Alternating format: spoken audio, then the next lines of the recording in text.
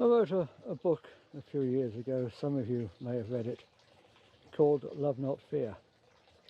And in it I suggested that the opposite of love is not hate, as we used to think, but is fear. It was a fairly new idea at the time, although many of the world's thought leaders are now saying more or less the same thing. Science is now coming to the realization that consciousness is the foundation of all being.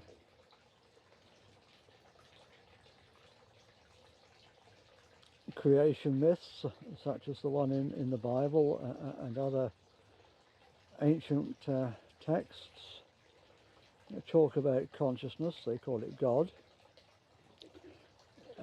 Consciousness giving rise to matter, the creation myth. The creation myths that we're familiar with are elaborate ways of saying this same idea, that consciousness, universal consciousness, God, whatever you want to call it, gave rise to the material universe. And the Bible and other great texts tell us that God is love. So you put those two ideas together, and love is the foundation of all being. It's our natural state. It's not an emotion or a feeling. It's our natural state, unless something comes along to stop it.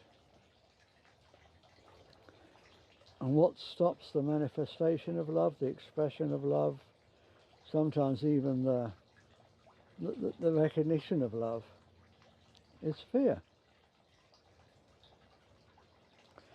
Fear of past hurts, perhaps.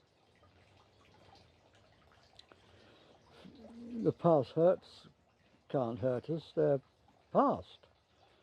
It's the memory of those past hurts and the fear of feeling those terrible feelings again that block the expression of love, the expression of God within all of us to a greater or lesser extent.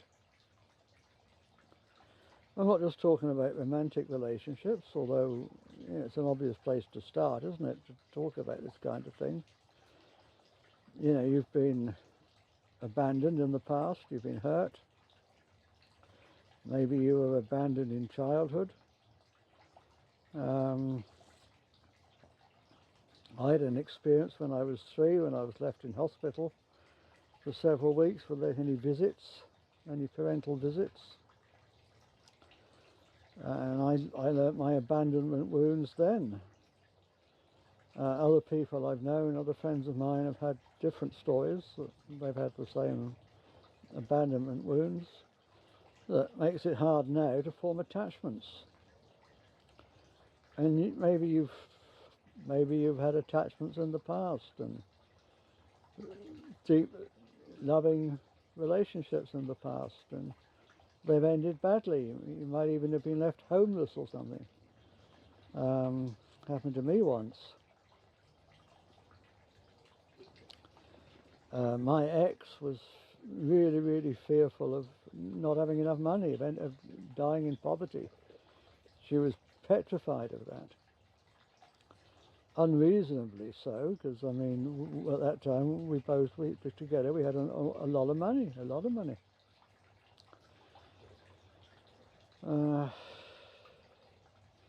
led her to, she was scared I was going to leave her and she was going to be poor. And so she ended up embezzling £500,000 out of the business and sending it to her own offshore bank account in Jersey, which completely destroyed my trust in her, and I ended up leaving her. So I would never have left her otherwise.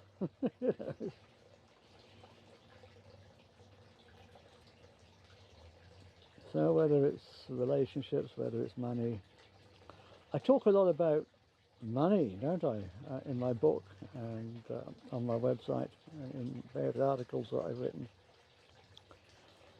I asked money, what's it for? I'm not talking about cash now, I'm talking about money. The concept that this bunch of bananas costs $2.99, and I'm not going to give you these bananas unless you give me $2.99, and I don't care if you're starving. It's this meanness. I say, I've written an article on my website, money is the mean of all, money is the root of all meanness. Money is the root of all meanness.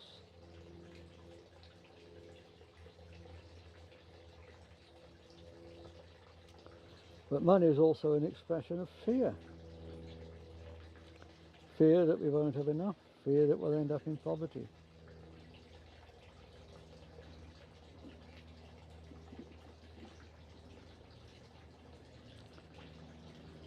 If only we can move past the fear.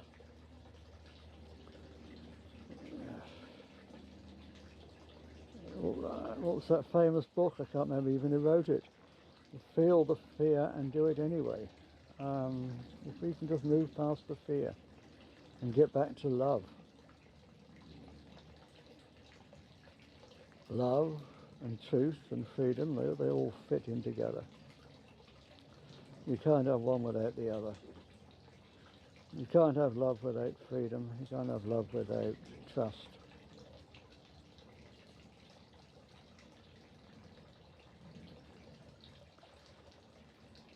If we can get back to love,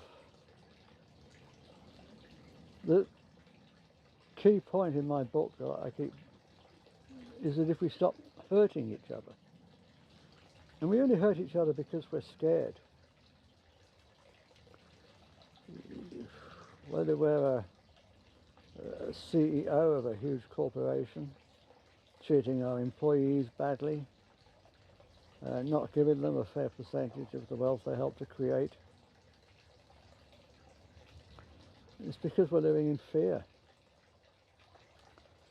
It may be fear of poverty, it may be fear of not being the top dog, of not having other people look up to you for you. Rolls Royce. I argue in the book that we need to stop respecting people for what they take out of life for themselves, take out of the world for themselves, big house, fast car, and start respecting people for what they put in, for what they do for others. Well, there's just a few thoughts there to ponder on while I'm sitting here in this lovely polytunnel with a little pond there tinkling away in the background.